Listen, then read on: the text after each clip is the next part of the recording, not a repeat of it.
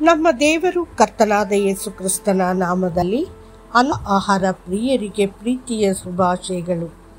2024 September ತಿಂಗಳ 12ನೇ ತಾರೀಕಿನ ಗುರುವಾರದ ದೇವರ ವಾಕ್ಯವು, ದೇವದೂತರಿಗಳಿಗಿಂತ ಹೆಚ್ಚು.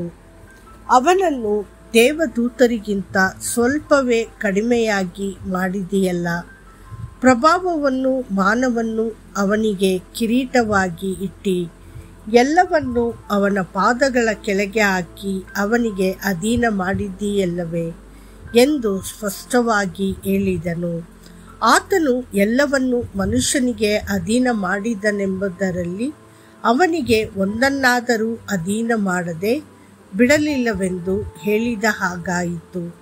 ಇಬ್ರಿಯರಿಗೆ 2:7 ಮತ್ತು 8.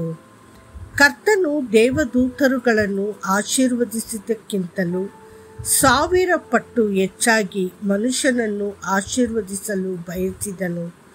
ಮನುಷ್ಯನು ದೂತರುಗಳಿಗಿಂತ ಸ್ವಲ್ಪ ಕಡಿಮೆ ಮತ್ತು ಶಕ್ತಿಶಾಲಿಯಾಗಿ ಕಂಡುಬಂದರೂ ದೇವರು ಮನುಷ್ಯನನ್ನು ಶ್ರೇಷ್ಠನಾಗಿ ನೋಡಿದನು ಮತ್ತು ಅವನನ್ನು ಮಹಿಮೆಯಿಂದ ಆಶೀರ್ವದಿಸಿದನು. ಮನುಷ್ಯನನ್ನು ಸೃಷ್ಟಿಸುವ ಮೊದಲು ತನ್ನ ದೂತರುಗಳನ್ನು ಸೃಷ್ಟಿಸಿದನು. ಯೋಬನು 38:4-7. ಆದರೆ ಕರ್ತನು ಅವರಿಗೆ ರಕ್ಷಣೆಯ ಮತ್ತು ಸೇವೆಯಲ್ಲಿ ಅಪೊಸ್ತಲ ಕೆಲಸವನ್ನು ಹಸ್ತಾಂತರಿಸಲಿಲ್ಲ, ಆದರೆ ಮನುಷ್ಯನಿಗೆ ಆ ಜವಾಬ್ದಾರಿಯನ್ನು ನೀಡಿದೆ. ಯೇಸುಕ್ರಿಸ್ತನ ಸುವಾರ್ತೆಯನ್ನು ಭೂಮಿಯ ಕಟ್ಟಕಡೆಯ ಕಡೆಗೆ ಹರಡಲು ಕರ್ತನು ನಮ್ಮ ಮೇಲೆ ನಿರ್ಬಂಧವನ್ನು ಇಟ್ಟಿದ್ದಾನೆ ಮತ್ತು ಕರ್ತನಾದ ಯೇಸು ದೇವರು ಎಂದು ಸಾಬೀತುಪಡಿಸಲು ಈ ಮಹಾನ್ ಸತ್ಯವನ್ನು ನೀವು ಪ್ರತಿಬಿಂಬಿಸಬೇಕು. ದೇವರು ದೇವದೂತರುಗಳನ್ನು ಸೃಷ್ಟಿಸಿದಾಗ ಆತನು ಅವರನ್ನು ಬೆಂಕಿಯಿಂದ ಉಂಟು ಮಾಡಿದನು. ಆದರೆ ಅವನು ಮನುಷ್ಯನನ್ನು ಸೃಷ್ಟಿಸಿದಾಗ ಅವನು ಮನುಷ್ಯರನ್ನು ತನ್ನ ಸ್ವಂತ ಸ್ವರೂಪದಲ್ಲಿ ಮತ್ತು ಅವನ ಮಕ್ಕಳಂತೆ ಮಾಡಿದನು. ದೇವರು ಮನುಷ್ಯನಿಗೆ ಸ್ವಾಯತ್ತತೆ ಮತ್ತು ಸ್ವಯಂ ನಿರ್ಣಯವನ್ನು ನೀಡಿದ್ದಾನೆ. ಅದು ದೇವದೂತರುಗಳ ವಿಷಯದಲ್ಲಿಲ್ಲ. ದೇವದೂತರುಗಳು ಯಂತ್ರಗಳಂತೆ ಮತ್ತು ದೇವರ ಆಜ್ಞೆಯಂತೆ ಕೆಲಸ ಮಾಡುತ್ತಾರೆ, ಆದರೆ ಮನುಷ್ಯನು ತನ್ನ ಬಗ್ಗೆ ಯೋಚಿಸಲು ಮತ್ತು ಕಾರ್ಯನಿರ್ವಹಿಸಲು ಸ್ವತಂತ್ರನಾಗಿರುತ್ತಾನೆ.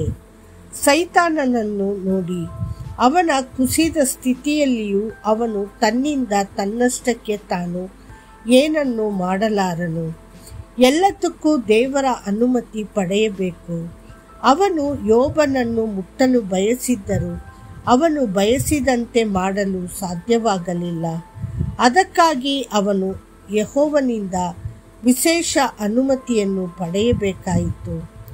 ಅವನು ಪೇತ್ರನನ್ನು ಶೋಧಿಸಲು ಬಯಸಿದಾಗ ಅವನು ಅದನ್ನು ನೇರವಾಗಿ ಮಾಡುವುದಕ್ಕಿಂತ ಹೆಚ್ಚಾಗಿ ಕರ್ತನಿಂದ ಅನುಮತಿಯನ್ನು ಪಡೆಯಬೇಕಾಗಿತ್ತು.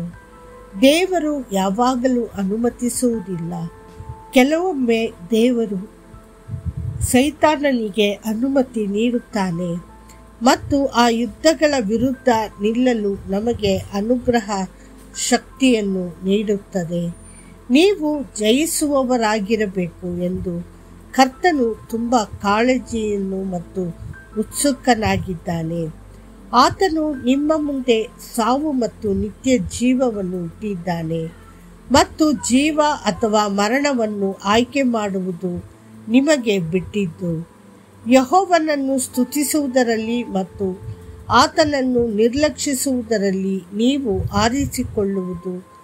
ನೀವು ಹೊಗಳಿದಾಗ ಅವನ ಹೃದಯವು ಸಂತೋಷವಾಗುತ್ತದೆ ಮತ್ತು ಅವನು ನಿಮ್ಮನ್ನು ಆಶೀರ್ವದಿಸಲು ನಿಮ್ಮ ಹತ್ತಿರ ಬರುತ್ತಾನೆ. ದೇವರ ಮಕ್ಕಳೇ, ಯೆಹೋವನು ತನ್ನ ಸೇವೆಯನ್ನು ನಿಮ್ಮ ಕೈಯಲ್ಲಿ ಇಟ್ಟಿದ್ದಾನೆ. ನೀವು ನಿಷ್ಠೆಯಿಂದ ಮತ್ತು ಪೂರ್ಣ ಹೃದಯದಿಂದ ಕರ್ತನನ್ನು ಸೇವಿಸಿದರೆ ಕರ್ತನು ನಿಮ್ಮ ಸೇವೆಯನ್ನು ಆಶೀರ್ವದಿಸುತ್ತಾನೆ. ಆತನು ನಿಮ್ಮನ್ನು ಗೌರವಿಸುವನು ಮತ್ತು ನಿಮ್ಮನ್ನು ಉನ್ನತೀಕರಿಸುವನು. ನೆನಪಿಡಿ, ಆತನ ದೇವರು ಮತ್ತು ತಂದೆಗೆ ನಮ್ಮನ್ನು ರಾಜರು ಮತ್ತು ಪುರೋಹಿತರನ್ನಾಗಿ ಮಾಡಿದೆ. ಆತನಿಗೆ ಎಂದೆಂದಿಗೂ ಮಹಿಮೆ ಮತ್ತು ಪ್ರಭುತ್ವ. ಪ್ರಕಟಣೆ 1:6. ಕರ್ತನು ನಿಮ್ಮನ್ನು ಸಲಿ. ಆಮೇನ್.